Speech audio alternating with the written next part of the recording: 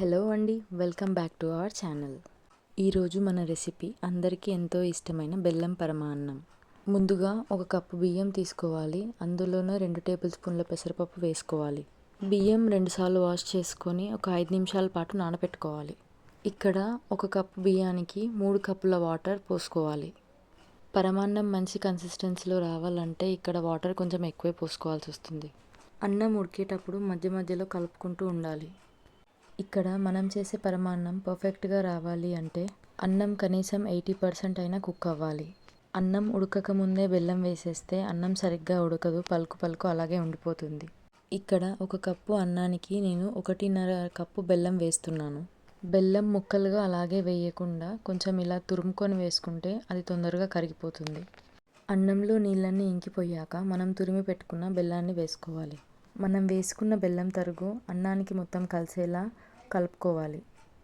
ఇది కలపకుండా అలాగే వదిలేస్తే కిందంతా అడుగంటిపోతుంది. నేను ఇక్కడ వీడియోలో కలిపినట్టుగా మొత్తం అన్నం అంతా కలుపుకోవాలి. ఎప్పుడూలా కాకుండా కొంచెం ఇలా ట్రై చేసి చూడండి, చాలా బాగుంటుంది.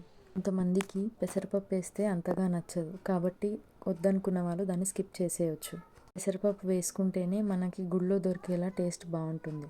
ఇప్పుడు మనం కాచి చల్లార్చి పెట్టుకున్న ఒక చిన్న గ్లాసుడు పాలు అన్నంలో పోసుకొని బాగా కలిసేలా కలుపుకోవాలి. ఈ ప్రాసెస్ మొత్తంలో మనం అన్నాన్ని ఖచ్చితంగా కలుపుకుంటూనే ఉండాలి, లేదంటే అన్నం అంతా అడుగంటిపోతుంది. మూత పెట్టుకొని ఒక 5 నిమిషాల పాటు అన్నాన్ని మగ్గనివ్వండి. బెల్లం అంతా కరిగిపోయాక మరో గ్లాసుడు పాలు పోసి అన్నాన్ని బాగా కలుపుకోవాలి. నేను ఇక్కడ మొత్తంగా 2 కప్పుల పాలు వాడుతున్నాను. మనం చేసే ఈ పరమాన్నంలో టేస్ట్ వచ్చేదే పాలతో, కాబట్టి పాలు కొద్దిగా ఎక్కువగానే ఉండేటట్టు చూసుకోండి. అన్నాన్ని మరోసారి మొత్తంగా కలిపేశాక ఒక 5 నిమిషాలు మూత పెట్టుకొని మగ్గనివ్వండి.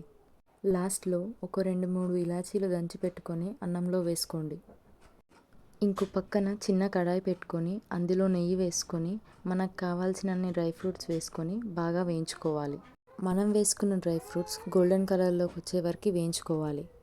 నేను ఇక్కడ కాజు, బాదాం, కిస్మిస్ వేయించుకుంటున్నాను.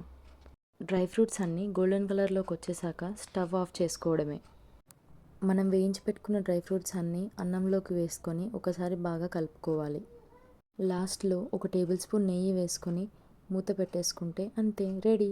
బెల్లం అన్నం ఇలా ఒకసారి ట్రై చేసి చూడండి, ఖచ్చితంగా అందరికీ నచ్చుతుంది. నా ఈ రెసిపీ మీకు ఎలా అనిపించిందో కామెంట్ సెక్షన్లో కామెంట్ చేయండి.